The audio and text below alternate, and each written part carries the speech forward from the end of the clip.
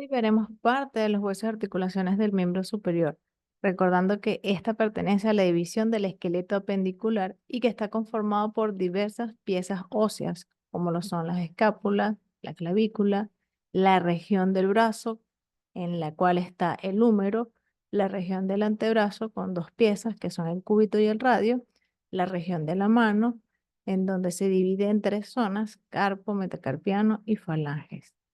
También es importante recordar que el cuerpo ha pasado por un proceso evolutivo en donde en un inicio teníamos una posición cuadrúpeda y hoy en día tenemos una posición bípeda.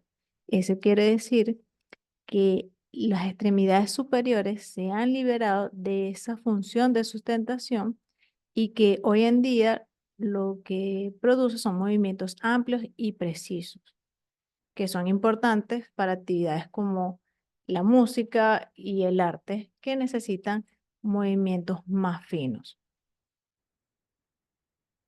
Recordemos que tenemos un esqueleto axial, el cual debe estar en comunicación con las extremidades.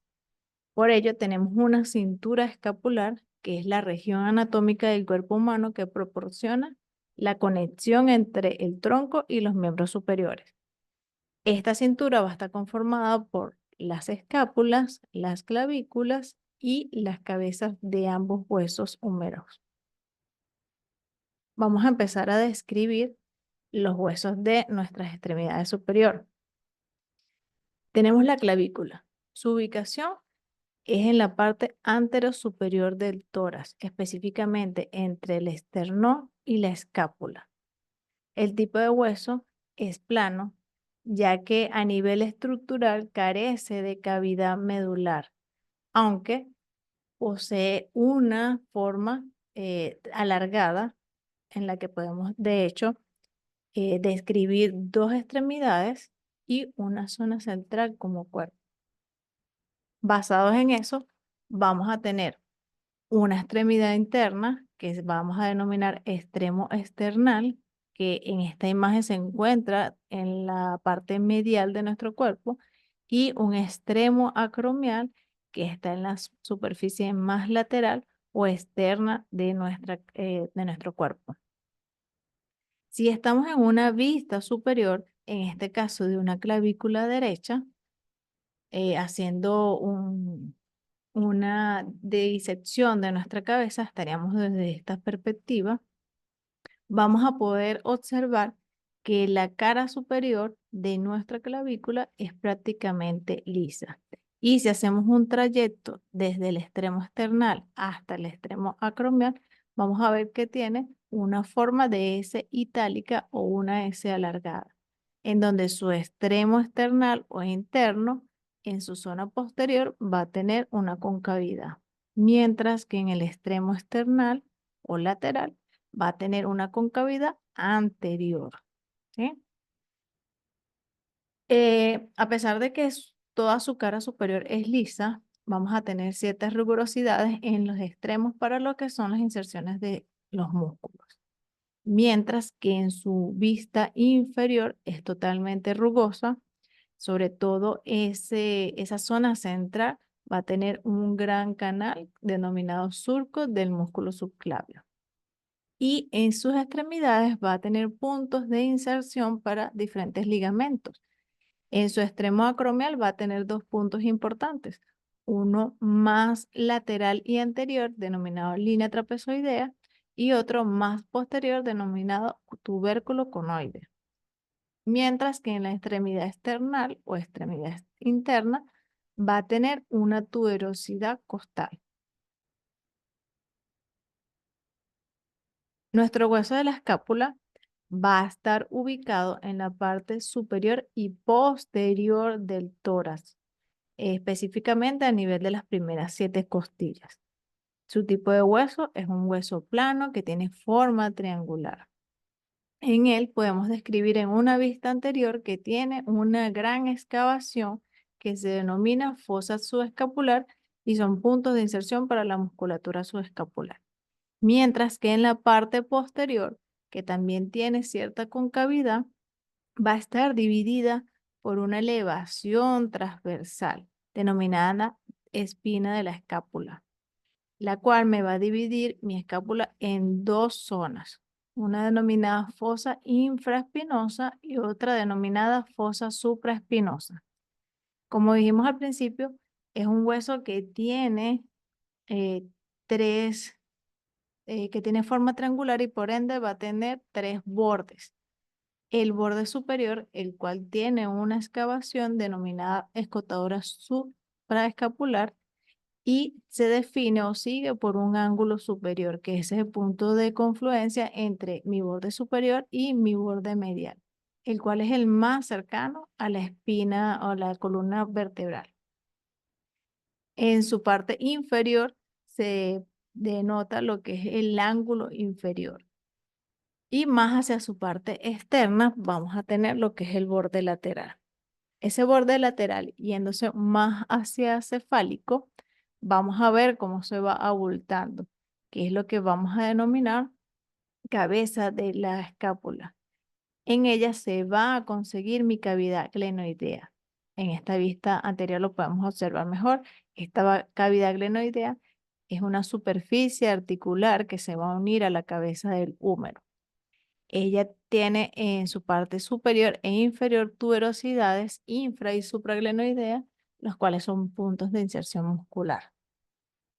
Si vemos más hacia la parte medial dirigiéndose hacia el cuerpo de la escápula, vamos a ver cierto estrechamiento, el cual se denomina cuello de la escápula.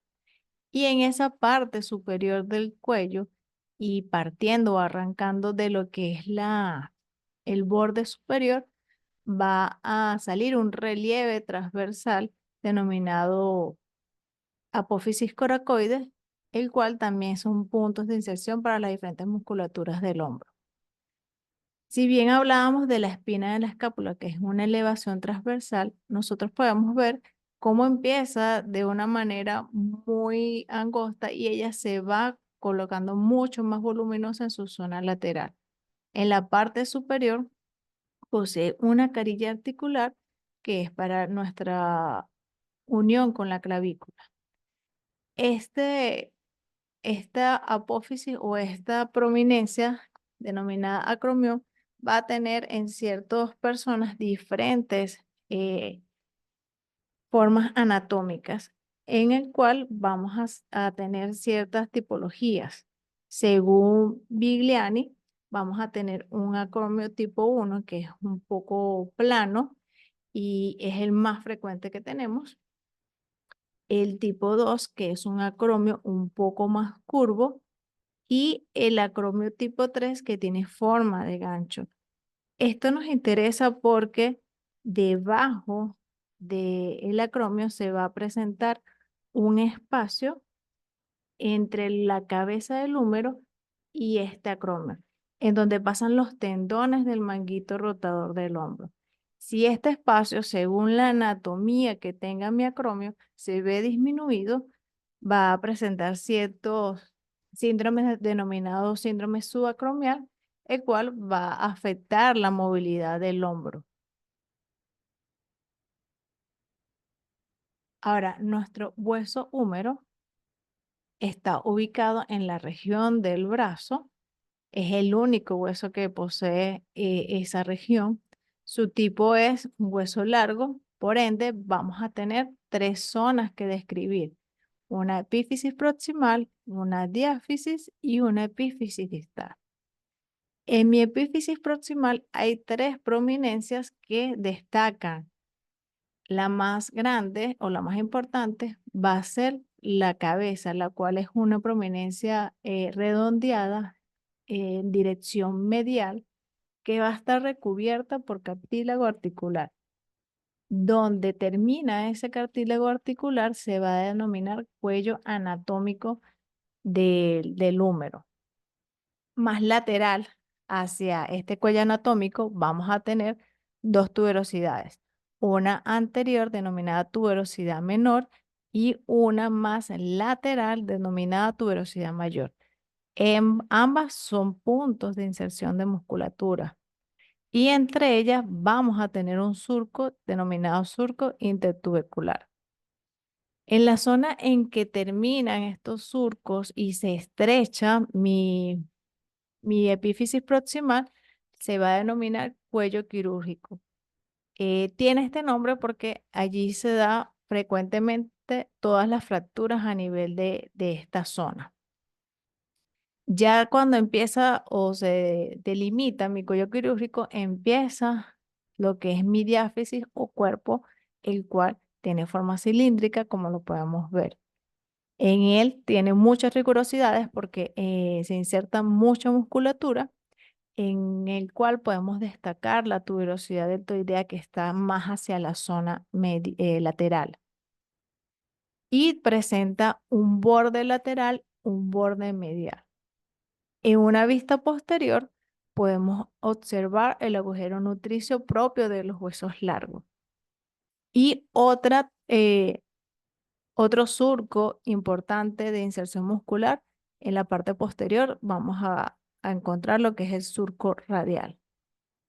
Si vemos hacia la epífisis distal, va a tener una forma de triángulo prismático, el cual va a tener dos zonas laterales importantes, denominadas epicóndilo medial, el cual es paralelo a mi cabeza humeral, y vamos a tener la otra zona denominada epicóndilo lateral, el cual es paralelo a mi tubérculo mayor. Entre estos dos epicóndilos vamos a tener unas superficies articulares importantes de nuestro hueso húmero. Más medial vamos a tener lo que es la tróclea humeral y hacia lo lateral vamos a tener el cóndilo humeral. Y entre a estas superficies vamos a denominar el surco cóndilo-troclear. Por encima de mi cóndilo humeral vamos a conseguir esta fosa radial, mientras que por encima de mi tróclea humeral vamos a conseguir la fosa supracondílea coroidea. Estos epicóndilos tienen unas proyecciones superiores que se denominan cresta supracondílea medial y cresta supracondílea lateral respectivamente. En una vista posterior de la epífisis distal podemos ver que mi epicóndilo medial es mucho más pronunciado que mi epicóndilo lateral. Y en este epicóndilo medial hay un surco por donde pasa mi nervio cubital. Por encima de mi trócleo humeral que se extiende hacia la parte posterior, voy a tener lo que es la fosa olecraniana, importante para mi articulación del codo.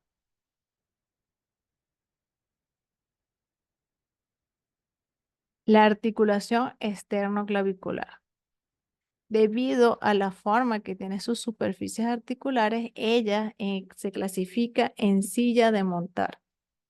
Sus superficies articulares son la escotora clavicular del esternón, esta zona, el primer cartílago costal y el extremo interno de la clavícula.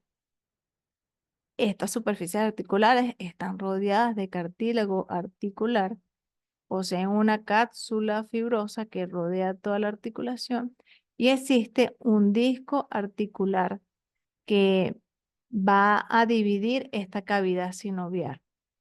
Posee membrana sinovial y vamos a conseguir diversos ligamentos. Tendremos el ligamento esternoclavicular anterior, esternoclavicular posterior. Vamos a tener el ligamento interclavicular, que también se denomina ligamento yugal, y el ligamento costoclavicular, también denominado ligamento romboide. Si tenemos que las articulaciones en silla de montar van a ser flexión, extensión y abducción, aducción, debido a que estas superficies articulares son pequeñas, van a tener movimientos muy cortos. En esta vamos a denominarlos como elevación, depresión, protracción y retracción. Esos son los movimientos de mi esternoclavicular. Ahora, la articulación acromioclavicular es de tipo artroidea, ya que sus superficies articulares son planas, las cuales son la faceta clavicular del acromio, estamos hablando de esta zona, y la faceta acromial de la clavícula. Entre sus componentes anatómicos vamos a tener lo que es el cartílago articular, que está de color azul aquí rodeando mis huesos. Vamos a tener la cápsula fibrosa rodeando toda la articulación, una membrana sinovial en todo lo que reviste la parte interna de la cápsula, unos meniscos articulares. Hay bibliografías que dicen que sí, hay bibliografías que dicen que no. Por lo menos de García Porrero, de que nos estamos guiando, sí mencionas los meniscos articulares en la articulación acromioclavicular. Ligamentos, vamos a tener los ligamentos acromioclavicular, que se ven ejemplificados en esta imagen. Ligamento coracoclaviculares, tenemos dos, ligamento trapezoide y ligamento conoide. Que cuando hablábamos en la descripción de la clavícula, mencionábamos estos puntos de inserción ligamentosa. Como es una articulación tipo artrodia, mis movimientos van a ser únicamente de deslizamiento. Mi articulación glenohumeral es de tipo enartrosis, ya que una de sus superficies articulares tiene forma esferoidea. Mis superficies articulares van a ser la cavidad glenoidea de la escápula y la cabeza del húmero. Como podemos ver, la cabeza del húmero es mucho más grande que la cavidad glenoidea y no hay congruencia entre estas superficies articulares. Por eso, dentro de mis componentes anatómicos, yo necesito el lambro o rodete glenoideo que me ayude a dar congruencia a estas superficies articulares y puedan tener mayor estabilidad a la hora de los movimientos. Obviamente vamos a tener cartílago articular rodeando todas estas superficies. Vamos a tener, aparte del lambro, alrededor de él, mi cápsula articular y mi membrana sinovial. Algo importante de esta cápsula articular y del lambro es que podemos ver el tendón del bíceps, que es importante que si hay una lesión a nivel de la articulación, automáticamente yo sé que tengo que trabajar mi músculo bíceps porque se va a ver afectado ya que tiene una inserción intraarticular. Seguimos con los componentes anatómicos de nuestra articulación glenohumeral. Poseemos dos tipos de grupos de ligamentos, los ligamentos capsulares y los ligamentos extracapsulares. Dentro de los ligamentos capsulares vamos a tener los glenohumerales, superior, medio e inferior, y vamos a tener los extracapsulares como coracohumeral, aquí lo tenemos, y el ligamento humeral transverso. Vamos a contener diversas bolsas serosas o bolsas serosas periarticulares, como es la bolsa subtendinosa del subescapular, la bolsa subcoracoidea, la bolsa del bíceps y la bolsa subacromial. Son importantes todas estas bolsas porque me evitan la fricción entre todos estos tendones y tejido blando que me rodea mi articulación al momento de hacer los movimientos propios de ella, que son la flexión, extensión, abducción, aducción, rotación interna y rotación externa. Vamos a tener una articulación denominada subdeltoidea, la cual en realidad no es una articulación, por eso es que la denominamos tipo falsa y accesoria, ya que a nivel anatómico, ella como tal no tiene una estructura que, que sea dentro de las articulaciones que nosotros hemos clasificado, pero a nivel de biomecánica me permite que los movimientos del hombro se den de forma armónica. Entonces vamos a tener que las superficies articulares de esta articulación subdeltoidea son la cabeza del húmero tapizada por el músculo supraespinoso y la cara profunda o la cara interna de mi músculo deltoides. Como componentes anatómicos no hay superficies cartilaginosas, pero la bolsa subdeltoidea va a ser importante a la hora de trabajar estos movimientos y esta biomecánica. De hecho, si podemos ver esta posición en reposo de nuestra articulación, en la parte superior de mi cápsula articular vamos a tener cierta tensión, mientras que en la parte inferior va a haber una distensión. Pero si hacemos un movimiento de abducción, en este caso que está en un rango de 90 grados, vamos a ver cómo va a haber un juego biomecánico entre la cápsula y la bolsa serosa. Fíjense en la parte superior de mi cápsula articular, cómo ella se retrae en su porción superior, mientras que en la porción inferior ahora ella tiene cierta tensión, mientras que esa bolsa serosa deltoidea se retrae completamente y así al momento de hacer mi contracción del deltoides y del supraespinoso no haya fricción entre ellos. Ella es como la que ayuda a que ese movimiento se dé de una forma que no haya lesión ni fricción.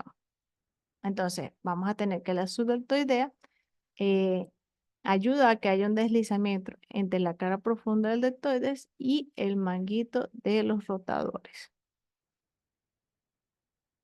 Mi articulación escapulotorácica también es una articulación falsa y accesoria que tiene eh, importancia a nivel de la biomecánica para el movimiento de los hombros.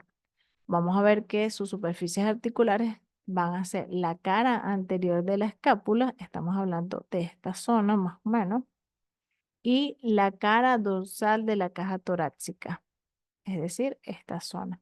Entonces, los componentes anatómicos van a ser netamente musculares, en donde van a participar el serrato anterior, el romboides, el trapecio, el pectoral menor y el músculo subescapular.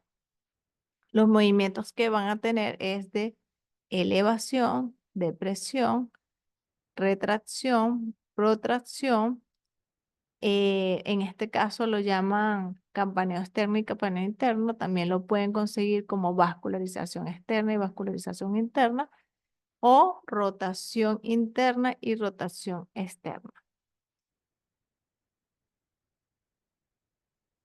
La cintura escapular es también conformada por todas las articulaciones que hemos visto. La articulación acromioclavicular, esternoclavicular, glenohumeral, escápula torácica y subdeltoidea, que en conjunto forman un complejo articular cuyo significado funcional es producir movimientos de la escápula que potencia los movimientos del hombro.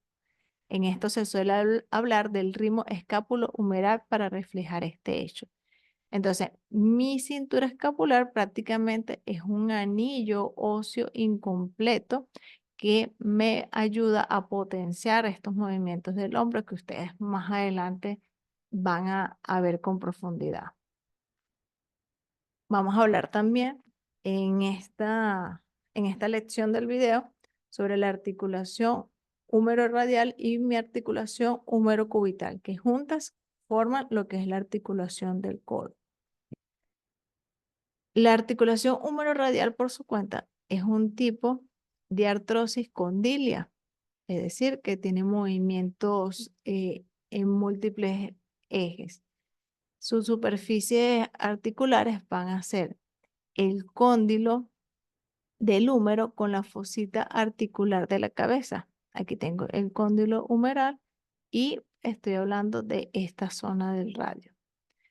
Los movimientos que van a tener ella es de flexión, extensión y va a ayudar también a la pronación y supinación. Mientras que mi húmero cubital va a ser de tipo troclear. En ella vamos a tener las superficies articulares como la escotadura troclear del cúbito y la tróclea humeral. Y sus movimientos van a ser netamente de flexión y extensión. ¿Por qué decimos que ambas articulaciones forman la región del codo? Porque sus componentes anatómicos se comparten y tienen la misma cavidad sinovial.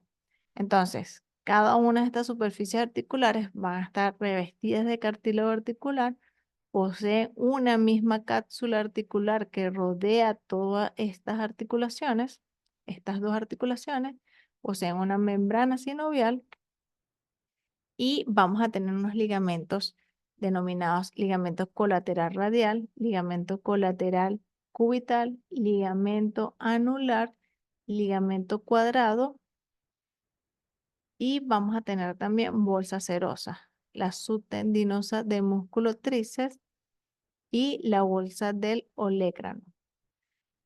Todas estas estructuras anatómicas me dan mi región del codo y mi articulación, que el movimiento es de flexión y extensión. Hasta aquí vamos a dar esta lección para dejar en la próxima lo que es la región del antebrazo y muñeca y mano.